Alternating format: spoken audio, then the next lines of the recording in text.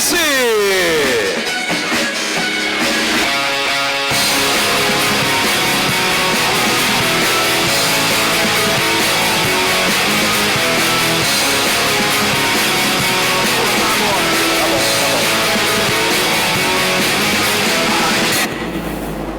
Pessoal, boa noite. De novo, vamos lá. Boa noite. Legal. Bom, eu gostei da apresentação, mas eu acho que é a coisa mais chata de falar do que eu faço. Diretor do Google Campus for Startups e mestre não sei o quê. Eu quase não me reconheço quando eu ouço essa descrição. Mas eu trabalho no Google e eu sou o diretor do Google for Startups aqui no Brasil. Mas antes disso, eu tinha uma trajetória de investidor e trabalhei muito tempo com aceleração de startups. E uma das primeiras startups que eu acelerei foi justamente o Tracto. Na época, Tracto tinha 4 meses de vida, chamava Tracto Pro. E eu me lembro bem quando eu recebi o Paulo e o Jorginho, que a gente chamava ele de Bill Gates da Alagoas, lá em Belo Horizonte, para passar 6 meses com a gente lá em BH, acelerando o negócio da Tracto, que era um pouco diferente do que é hoje. Desde então, a gente continuou muito amigo e anos se passaram e a gente recebeu eles para serem acelerados pelo Google, na primeira turma de residência quando o Google Campus abriu. A gente tem uma amizade tão forte que no ano passado, eu e o Paulo, a gente foi lá para Israel e a gente passou um tempo juntos com outros empreendedores do mundo inteiro, pensando como melhorá-los como líderes. Porque a gente acredita que além de criar negócios, eles têm que criar isso aqui que a gente está vivendo hoje. Eles têm que criar impacto nas comunidades onde eles estão. Mas é fato que nesse tempo inteiro que eu conheço o Paulo e o Jorge, eles nunca tinham me convidado para vir a Maceió. Eu achava isso uma ofensa. Mineiro a gente convida, abre a porta, serve pão de queijo, serve café. E aí eu precisava vir para Maceió por um motivo pessoal. Eu precisava tirar uma mágoa que eu tinha com a cidade. Ups, foi, passou, aí volta. Esse aqui sou eu em Maceió no ano passado. Não sei se vocês sabem, mas Maceió é sede de um evento de Ironman. E esse aqui sou eu terminando a prova da Ironman do ano passado. Aqui na foto eu estou só sorrisos, celebrando e etc. Mas durante a prova, que são 2 quilômetros nadando, 90 quilômetros pedalando e 21 correndo, eu estava parecendo um zumbi do Walking Dead na praia de Pajuçara. E aqui eu encontrei o Paulo e o Ben e encontrei o meu filho Miguel, que assim como o João Kepler falou, eu considero a minha startup preferida. Eu já trabalhei com mais de 200 startups ajudando elas a crescer, mas acho que nenhuma dá o retorno que esses dois dão pra gente. Mas eu precisava vir aqui para tirar um pouco dessa imagem de sofrimento. E quando eu cheguei aqui eu fiquei muito feliz, não por ver o sucesso de um evento, mas ver o sucesso de um evento realizado por 2 empreendedores que eu admiro tanto quanto o Paulo e o Jorge. Mas eles me chamaram para falar de uma coisa que eu considero a coisa mais legal que eu faço. Eu trabalho no Google. Alguém aqui usa o Google? Alguém é usuário do Google? Alguém usou o Google hoje? Alguém usou o Google hoje uma vez? Alguém usou o Google aqui entre 1 e 10 vezes hoje? Alguém usou o Google mais de 10 vezes hoje? E talvez vocês não estejam entendendo exatamente o que é o Google, eu vou explicar para vocês. O Google, mas o time que eu trabalho, a gente tem uma missão que é justamente apoiar startups que o João Kepler também explicou o que elas são, o que elas fazem, aonde elas vivem, o que elas comem, e é justamente esse público que eu trabalho. Eu trabalho ajudando startups, no meu caso, no Brasil e na América Latina, a crescerem, a se desenvolverem e tornarem-se empresas grandes, bem-sucedidas. A única diferença de uma startup para uma empresa como o Google é que elas ainda não cresceram para ficar do tamanho do Google, mas elas estão resolvendo um problema muito parecido, que é de alguma maneira, entregar valor usando tecnologia com um modelo repetível e escalável. E aí o Google, no caso, o Google for Startups, a gente faz isso ao redor do mundo. Em alguns lugares, a gente tem um espaço físico em que a gente acolhe empreendedores para trabalhar com eles. E um desses espaços físicos que a gente tem no mundo fica em São Paulo. E foi lá que o Jorge e o Paulo foram passar uma temporada para acelerar o negócio da Tracto. E foi lá, inclusive, que surgiu a ideia do Marketing Show. Mas eu acho que o melhor que a gente pode fazer pelas startups é justamente ajudá-las no que elas precisam, com as conexões, os produtos e, obviamente, as melhores práticas do Google. E aí, quando me chamaram para falar aqui, eu fiquei pensando, bom, acho que as pessoas precisam saber o que acontece dentro do Google Campus. E no Google Campus a gente pega a matéria-prima, a gente pega o melhor, que são os talentos que a gente tem, e ajuda eles a entregarem resultados como esses. Muita geração de emprego, muito crescimento, muita coisa boa acontecendo para essas 90 e mais startups que a gente já acelerou durante 3 anos de vida do Google Campus. Agora, todo mundo fica perguntando, ou me perguntando, poxa, como que você vê a jornada de uma startup? Para mim tem 6 passos, muito simples. Primeiro, você forma um time, depois você tem que construir um produto mínimo viável, que a gente chama de MVP, depois você tem que fazer algumas decisões importantes sobre tecnologia, infraestrutura, como que você escala o seu produto, obviamente, para conquistar e servir consumidores.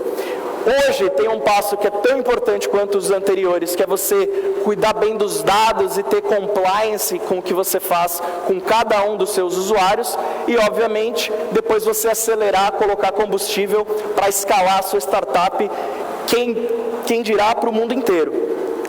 Tudo isso, todos esses passos, a gente consolidou em um lugar único, porque, não sei se vocês sabem, mas a missão do Google é organizar a informação do mundo e torná-la útil e acessível para todo mundo. No meu caso, a minha missão é organizar a informação para empreendedores de startup e torná-la útil e acessível. E foi justamente isso que a gente fez nesse site, que é o startup.google.com.br. Então vocês podem entrar lá, podem acessar vários conteúdos e melhores práticas sobre como fazer isso nas empresas de vocês, nas startups que vocês trabalham ou que vocês estão criando. Agora, todo mundo me pergunta, tá, mas o que então é o melhor do Google que pode ajudar startups a se desenvolverem? E eu não tenho a menor dúvida, depois de tanto tempo trabalhando no Google e com tecnologia, que a coisa mais importante que a gente tem é a cultura dentro da empresa.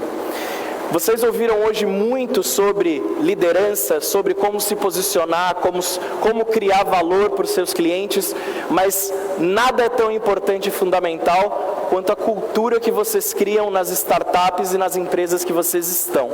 E para mim, esse é o segredo do sucesso, ou é a coisa mais importante que o Google acertou desde que era uma startup com 2 fundadores, até hoje que é uma empresa de quase 100 mil pessoas. Então, para mim, a cultura do Google, ela é o ingrediente secreto que faz a gente ser uma empresa tão grande e tão bem sucedida há 20 anos. O Google, como eu estava falando com vocês, ele tem uma missão de organizar a informação do mundo. E aí vocês estão teclando nos seus celulares, buscando nos seus laptops, tudo que a gente tem indexado da internet. Mas a gente faz parte de um grupo maior de empresas que a gente chama de Alphabet. O Google é o G dentro desse alfabeto. Existem outras empresas que estão resolvendo problemas super cabeludos, problemas muito complicados. A Calico, por exemplo, ela está tentando encontrar um jeito da gente viver 100, 200, 300 anos. A Waymo é uma outra startup dentro do Google que está criando os carros autônomos, que são aqueles carros que não tem motorista segurando o volante. Então, esse grupo inteiro de empresas é o que a gente chama da família Alphabet. E todas elas bebem desse mesmo ingrediente. E aí, quando a gente pensa em tudo que a gente criou até hoje, o Google tem 8 produtos agora, tem um a mais, tem um que não está aqui, mas que ele acabou de entrar nessa lista. A gente tem 8 produtos que tem mais de 1 bilhão de usuários ativos todos os meses. Então, só para a gente ver, quem que usa a busca do Google aqui? Quem usa YouTube? Quem usa Google Maps? Quem usa Gmail? Quem usa Chrome? Quem usa Android?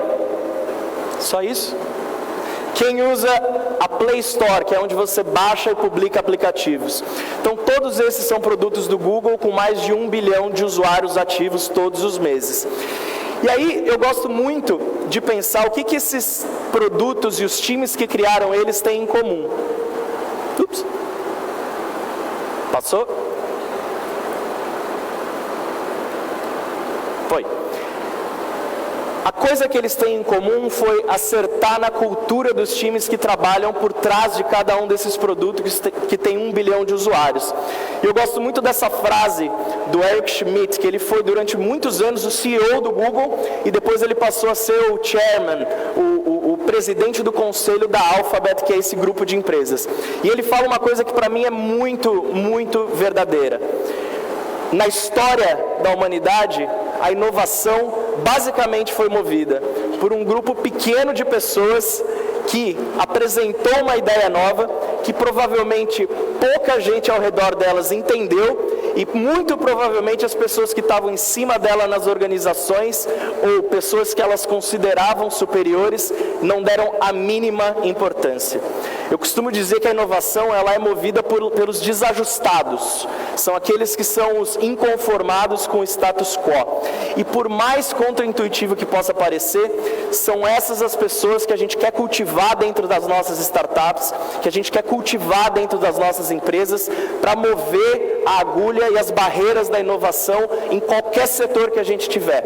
E isso é o mais importante. Independente de setor, a cultura do time que você cria é o que vai determinar se você vai andar para frente, criando o futuro, ou se você vai ficar para trás, vivendo do passado. E aí, está funcionando? Dentro do Google a gente tem 5 princípios que regem a inovação na companhia inteira.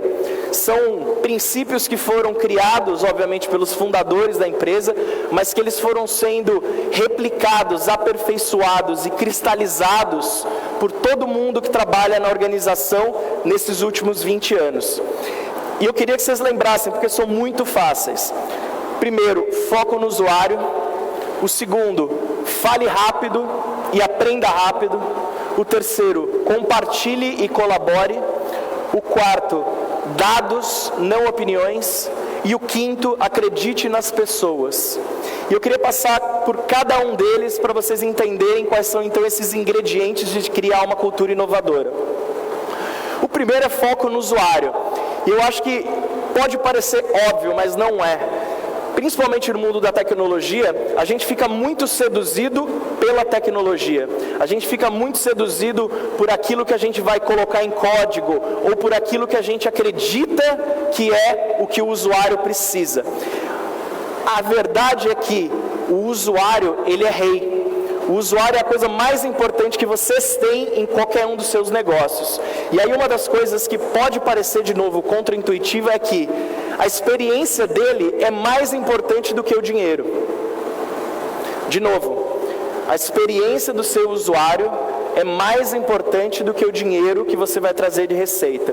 Por quê? Se você acertar em resolver uma necessidade muito específica de um grupo de usuários, eles vão pagar o que quer que seja para ter o seu produto. A gente costuma brincar no meio das startups que todo produto tem que passar pelo teste da pasta de dente ou da escova de dente, que é o seguinte: você tem que usar aquele produto pelo menos 2 vezes no dia. Se você não conseguir entender um comportamento de um usuário para que ele use o seu produto pelo menos 2 vezes por dia, ou que ele tenha contato com o seu produto pelo menos 2 vezes por dia, você vai estar sempre lutando para adquirir novos usuários e não para engajar e reter os usuários que você tem. E para fazer isso, não existe nada mais importante do que saber em profundidade quem são e quais são os hábitos dos seus usuários. Uma coisa muito interessante é que às vezes a gente acaba pensando que mais é melhor. Essa daqui é uma foto da página inicial do Google, que qualquer um pode acessar através de uma ferramenta da internet que chama Web Archive. Qualquer site dos últimos 20 ou 30 anos da internet, você consegue encontrar qual que era a versão inicial daquele produto. Eu sempre recomendo isso para os empreendedores, para os fundadores de startup, para eles entenderem como nasceram o que hoje são grandes empresas ou grandes produtos, como que eles eram no começo. Essa aqui era a cara do Google quando ele foi lançado. Além de feio, ele era extremamente complicado. Era difícil para o usuário entender o que ele precisava fazer para usar o produto. Tinha muita informação, tinham coisas desnecessárias ao uso que o usuário queria quando ele tivesse contato com o Google. 20 anos depois, a gente fez isso. A coisa mais simples possível. Porque quando você acessa o Google, você quer fazer o quê? Você quer buscar. Então, como é que eu simplifico ao máximo para o usuário, para ele conseguir completar o objetivo dele quando ele está em contato com o meu produto? É justamente essa simplicidade que o foco no usuário traz, que todo mundo que trabalha com inovação deve ter. E esse, para mim, é o primeiro ingrediente da cultura de inovação do Google. O próximo é fale rápido e aprenda rápido. Eu gosto muito de uma professora de Stanford que chama Carolyn Dweck. É uma professora que ela escreve sobre psicologia. E ela, durante anos e anos e anos e anos de pesquisa, ela chegou à conclusão que existem dois grandes tipos de mindset, que é uma coisa que vocês ouviram aqui durante várias palestras e de maneira recorrente. Ela categorizou esse mindset de duas formas, o que ela chama do fixed, ou mindset fixo, e o que é o mindset de growth, o mindset de crescimento. Eu tenho filho, então eu costumo pensar muito assim: qual é o tipo de educação que eu posso dar a ele que vai estimular um mindset de crescimento e não um mindset fixo? E o mindset de crescimento, ele tem algumas coisas que são muito importantes para qualquer pessoa que quer inovar. O mindset de crescimento, ao contrário do mindset fixo, ele parte de um processo de constante aprendizado. Ele parte da ideia de que o esforço, ele vale mais do que simplesmente a característica de você saber ou não, ou de você ser inteligente ou não. O mindset de crescimento, ele diz que qualquer habilidade pode ser adquirida. Ele diz que basicamente o esforço, o tempo e a repetição e a experiência vão te levar a ser um mestre da arte que você quer dominar, ou de você ser profundo conhecedor de um conteúdo que você quer dominar. E quando a gente pensa na inovação, o mindset growth, o mindset de crescimento, ele é a melhor coisa para qualquer um que está participando da construção de uma cultura como essa. Quando a gente pensa num growth mindset, a gente está pensando que toda opinião que eu tenho é uma hipótese, é uma forma que eu estou olhando para o mundo, e essa forma eu tenho que colocar a teste, ou seja, eu tenho que testar cada uma dessas hipóteses no mundo real. A próxima coisa é que eu tenho que entender se eu estou tendo progresso ou não. Para isso eu preciso de métricas. Além das métricas, a gente tem uma coisa que é cuidado com os ripples, que eu vou voltar daqui a pouquinho para vocês entenderem. E o final, para mim, é o mais importante, que falhas são meramente oportunidades de aprendizado. Isso pode ser simples de dizer e muito difícil de fazer, principalmente porque a maioria das culturas das organizações, elas punem a falha. Quem aqui já teve uma ideia, apresentou para alguém e a pessoa criticou e simplesmente mandou você voltar para o seu trabalho ou para a sua tarefa padrão? Isso é a coisa mais comum que a gente tem, seja numa organização como uma startup, ou seja numa empresa grande, como a gente tem várias espalhadas por aí. Então, quando a gente pensa nessa ideia de fale rápido e aprenda rápido, eu sempre gosto de trazer um exemplo do próprio Google. Quem aqui conhece o Google Cardboard? Não? O Google Cardboard, ele é um produto do Google que é feito de papelão. De novo, ele é um produto do Google feito de papelão.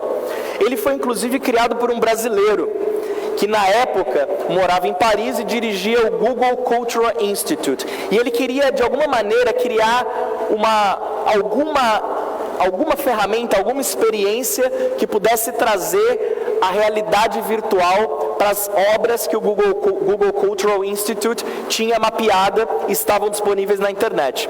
O Google Cardboard, ele teve um custo imenso de $5 para ser criado. E ele foi o primeiro o primeiro device, a primeira coisa que o Google criou dentro de qualquer iniciativa da companhia na área de realidade virtual. Ele custou $5 e ele chegou ao mercado, ele era embrulhado junto com jornais, com revistas nos Estados Unidos, em 8 semanas. Entre concepção e mercado, foram 8 semanas. E aí você fala, mas esse é um produto muito simples. Nossa, eu imagino que o Google vai fazer coisas muito mais complicadas. A gente tentou, mas esse foi o primeiro teste, o primeiro protótipo que deu certo e nos mostrou, ou nos trouxe aprendizados de que a gente tinha um caminho certo dentro daquela direção que a gente imaginava. Anos depois, a gente continuou investindo em realidade virtual. Pode passar? Foi. E agora existe uma série de produtos do Google, que aí tem muito mais cara de tecnologia do que simplesmente papelão, mas que tem origem naquele experimento, tem origem naquele teste que custou $5 e demorou 8 semanas para chegar no mercado. E é basicamente esse o processo de descoberta que uma cultura que privilegia inovação, ela permite você fazer. Você não precisa acertar de primeira. Você pode ter acertos sucessivos que vão levar a um acerto maior ou ao objetivo final que você tem. E aí, o terceiro elemento, o terceiro ingrediente é compartilhe e colabore. Quando a gente está falando de inovação, não existem ou não podem existir silos de informação. Normalmente a gente acredita que informação é poder. E sim, ter informação é poder. Mas cada vez mais, e até por culpa do próprio Google, a informação está mais acessível do que nunca. Então, se você quer criar uma cultura realmente inovadora, ao invés de reter a informação, você tem que compartilhar a informação. E quanto mais informação você compartilhar, maiores são as probabilidades daquela informação se tornar algo útil que vai gerar algum valor, seja na criação de um produto, seja no entendimento de alguma audiência, mas quanto mais informação, melhor. E quando a gente pensa em informação no ambiente de uma organização como uma startup ou uma empresa, a gente está falando de coisas como ter momentos em que você compartilha quais são as metas, de você dizer quais foram os resultados alcançados, de você discutir quais foram os resultados não alcançados, de você ter softwares abertos, de você ter códigos abertos que podem ser criados e recriados por várias pessoas trabalhando de maneira colaborativa. Tudo isso cria uma cultura de inovação. E eu acredito que principalmente nesse ingrediente número 3, existe um papel importantíssimo que são dos fundadores, são das pessoas que estão liderando as organizações. E eu sempre gosto de trazer essa foto, que é uma foto que não é pública, se você digitar no Google ela não vai aparecer. Mas ela é uma foto que eu tirei de um dos encontros que o Google tem, que são religiosos. Eu digo que é quase a missa do Google. Então toda semana isso acontece. Todas as quintas-feiras, às 5 horas da tarde, em Mountain View, que fica na Califórnia, existe uma reunião que é feita pelos founders da empresa. Então esse daqui são o Larry Page e o Sergey Brin, que são os fundadores do Google, e todas as quintas-feiras eles religiosamente tocam essa reunião. E é uma reunião que é presencial, mas que o mundo inteiro pode assistir porque ela é gravada e replicada para qualquer um dos 100 mil funcionários. E nessa reunião a gente fala de coisas muito importantes, produtos que vão ser lançados, como os produtos atuais estão performando, quais são os avanços das tecnologias. Então você imagina assim, não, mas tem muita coisa que deve ser guardada a 7 chaves. Sim, tem algumas coisas que são segredos industriais, que são coisas que precisam ser guardadas, porque se reveladas, você vai quebrar toda uma estratégia de lançamento, mas a maioria das coisas, eu diria que 99% das informações das empresas, elas poderiam ser tornadas públicas para os colaboradores entenderem e terem ciência de tudo que está acontecendo ali. E esse conhecimento do que acontece nas organizações gera muito insumo, gera muita oportunidade para eles também pensarem formas de fazer diferente, formas de inovarem. Então, compartilhem e colaborem. Esse é o terceiro ingrediente. O quarto é dados, não opiniões. Durante o dia inteiro, eu sei que vocês escutaram muita coisa sobre métricas de engajamento, métricas de aquisição, métricas de retenção, métricas de como você medir o sucesso do seu negócio a partir de receita, como você apresentar isso para o investidor. Mas a coisa mais importante que você faz numa organização é ter clareza de quais são as métricas importantes e medi-las. E quando você está pensando em inovação, isso é exatamente igual. Não é porque uma coisa é nova e é experimental que ela não precisa ser medida. Pelo contrário, em qualquer time de inovação do Google, a coisa mais importante são as métricas que vão mostrar se a gente está no caminho certo ou se a gente está no caminho errado. E aí, o mais legal é que, além de criar uma cultura voltada a dados, isso gera um grande alinhamento com todo mundo que está participando daquele projeto, e aquilo tira o achismo. Aquilo tira, eu acho que... Não, nem todo mundo acha alguma coisa, mas o que os dados dizem pode ser outra coisa. E aí, isso dá voz para todo mundo. Não só quem tem a hierarquia ou quem tem, eventualmente, o cargo ou a posição de decisão, mas os dados, eles criam um campo basicamente igual para todas as pessoas colocarem as suas posições, porque o dado não vai mentir. E aí a sua posição tem um aliado fortíssimo em relação a qualquer opinião. E aí vocês lembram que eu falei com você dos hippos, né? Dos hippos. E aí, esse animalzinho fofinho, bonitinho, ele é uma das coisas mais perigosas quando a gente pensa dentro de uma cultura de inovação ou uma cultura baseada em dados. Hippo, ou efeito hippo, é uma coisa que a gente usa para falar isso aqui, é o highest paid person's opinion. Basicamente é o seguinte: manda quem pode e obedece quem tem juízo. Essa é uma das coisas mais perigosas quando a gente está pensando em fomentar uma cultura de inovação em qualquer empresa, e no Google não é diferente. Eu posso estar sentado com o CEO do Google, que se eu tiver uma opinião baseada em dados e eu for capaz de apresentar e mostrar que eu tenho fundamento, e as pessoas concordarem comigo, a opinião dele contra a minha não diz muito. Então eu crio um campo que é um campo seguro e um campo, como eu disse, muito igual, para que qualquer pessoa tenha voz na criação ou na discussão sobre um projeto de inovação. E o quinto e último, para mim, é o mais importante.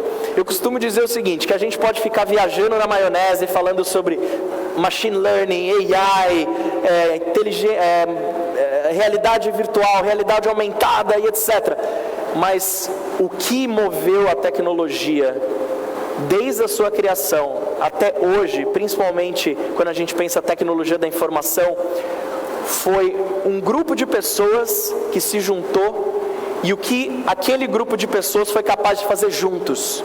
Então, tecnologia, eu sempre digo isso, é um people business. Tecnologia é um negócio de gente. O mais importante que a gente tem são as pessoas. E aí no Google, eu acho que a gente leva isso ao pé da letra. A gente leva isso muito a sério. Por quê? A gente acredita que pequenos times, um grupo muito pequeno de pessoas, pode criar um impacto enorme para a companhia e para aqueles indivíduos. A gente acredita que um lugar como o Google, ou o lugar que você trabalha, ele não é um lugar só para você criar resultados para a empresa, para o CNPJ, para os acionistas. Ele tem que ser uma plataforma para você perseguir aquilo que também você sonha, aquilo que você deseja realizar. E muitas vezes as pessoas têm desejos, têm vontades, têm ideias que vão muito além do que é o trabalho do dia a dia delas. E aí é importante você pensar quais são as ferramentas, quais são as possibilidades que uma empresa pode criar para justamente dar essa plataforma de realização para as pessoas, para elas se desenvolverem e acreditar que isso pode ter um valor importante, não só para elas, mas para o negócio. Dentro do Google a gente tem alguns deles, eu gosto muito de 3. São o que a gente chama de projetos de 20%. Qualquer pessoa dentro do Google pode alocar 20% do seu tempo para trabalhar num outro projeto, num outro time, num outro produto totalmente diferente. Então, eu trabalho no Google for Startups. Eu já fui 20%er num time que trabalha com mobilidade urbana dentro do Waze, que não tem nada a ver com o meu trabalho, mas eu adoro o tema de mobilidade nas cidades. Então, eu fui 20%er dentro do Waze. Uma outra coisa que eu acho super legal é o que a gente chama dos peer learnings. Se eu tenho um conhecimento que eu acredito que é valioso e eu posso passar ele para alguém, a gente cria todas as condições para que aquela pessoa se torne, primeiro, uma referência dentro da organização e que ela possa treinar os outros para que eles também tenham aquele conhecimento que ela domina. Essa é das coisas que mais geram treinamentos internos do Google. São pessoas que trabalham no Google treinando outras pessoas em diferentes temas. E não, vamos contratar uma pessoa que vai criar um treinamento, não. São especialistas dentro de casa, pessoas que trabalham em diferentes times, que se dedicam a ensinar os outros e passar essa cultura para frente. E aí, eu acho que não é muito segredo, né? Quando a gente pensa em time, para mim são 3 elementos básicos. É um time de engenharia, um time de produto e design e um time de marketing e negócios. Que juntos, pode ser tão simples quanto 3 pessoas, são capazes de criar um projeto incrível. E uma das coisas que eu mais gosto é pensar o seguinte: independente do tamanho do time, a coisa mais importante que você tem que cultivar é o que a gente chama de segurança psicológica, ou psychological safety. E aí, para mim, a melhor ilustração, literalmente, do que é psychological safety é essa tirinha do Gilbert, que ele fala o seguinte: um cara chega para o outro e fala: antes de eu te contar o que está acontecendo no meu projeto ou na minha área, alguém foi demitido ou saiu recentemente da empresa? Aí ele fala: eu demiti o Ted na semana passada. E aí o cara vira e fala assim: então agora me conta por que o seu projeto está atrasado. E aí ele fala: não, foi a culpa do Ted. Então, isso gera uma instabilidade, uma insegurança jurídica, uma insegurança psicológica que mata qualquer possibilidade de se criar inovação. Ou seja, a coisa mais importante que qualquer um de vocês, nos seus times, nas startups que vocês lideram ou que vocês trabalham, a coisa mais importante que vocês têm que fazer com esse time é criar uma sensação de segurança psicológica. Não significa que vocês não têm que ter clareza de quais são as performances das pessoas e o que elas estão entregando, mas é não punir o erro, porque a punição do erro, ela leva a uma outra tragédia, que é você matar a criação de novas ideias. E aí, uma das coisas mais legais que eu acredito do Google é justamente isso, a combinação de segurança psicológica com ferramentas, como eu falei, de 20%, de 20 projetos. E aí, uma das coisas mais legais que eu acredito do Google é justamente isso, a combinação de segurança psicológica com ferramentas, como eu falei, de 20%, de 20 projetos de 20%, gera muito valor para a gente. Um deles foi a criação de um produto que, como vocês viram lá no começo, tem mais de 1 bilhão de usuários, que foi o Gmail. O Gmail foi um projeto que nasceu de 3 pessoas que estavam dedicando 20% do tempo delas a criar uma solução de e-mail melhor. E aí, o Gmail hoje é um dos principais produtos que a gente tem e uma das coisas mais motivadoras ou inspiradoras que a gente tem dentro da cultura da empresa para continuar inovando. E aí, por fim, eu trouxe uma frase que para mim é das coisas que mais me inspiram quando eu penso: mas putz, não dá para fazer isso com um time desse tamanho, não dá para fazer isso nessas condições, tem tantas dificuldades dentro dessa organização para eu fazer aquilo. Para mim, essa frase é muito verdade, que é da Margaret Mead, que é uma das antropólogas mais famosas do século XX, que é o seguinte: nunca duvide que um pequeno grupo de cidadãos conscientes e comprometidos possa mudar o mundo. De fato, foi sempre assim que o mundo mudou. E não só o mundo, mas as nossas realidades, sejam das nossas comunidades ou das nossas startups, depende desse pequeno grupo de pessoas que vai mover a roda para frente, vai mover a história. E aí, só para a gente recapitular, então 5 ingredientes principais. Primeiro, foco no usuário, fale rápido, aprenda rápido, compartilhe, colabore, e dados dão opiniões, e por fim, acredite nas pessoas. E aí tem um 6º elemento aqui, um 6º ingrediente que é secreto, que eu queria dar de bônus para vocês, que é: não se levem tão a sério. Boa parte dessas ideias que hoje tem bilhões de usuários e bilhões de receita do Google, nasceram de simples projetos que as pessoas queriam desenvolver porque ia trazer prazer para elas. Então encontrem qual é esse ponto de prazer e, de novo, não se levem tão a sério, porque as boas ideias, elas merecem ganhar vida de maneira leve. Obrigado, pessoal. Cara, obrigado, Pacas. Muito obrigado. Sensacional. Bárbaro, obrigado.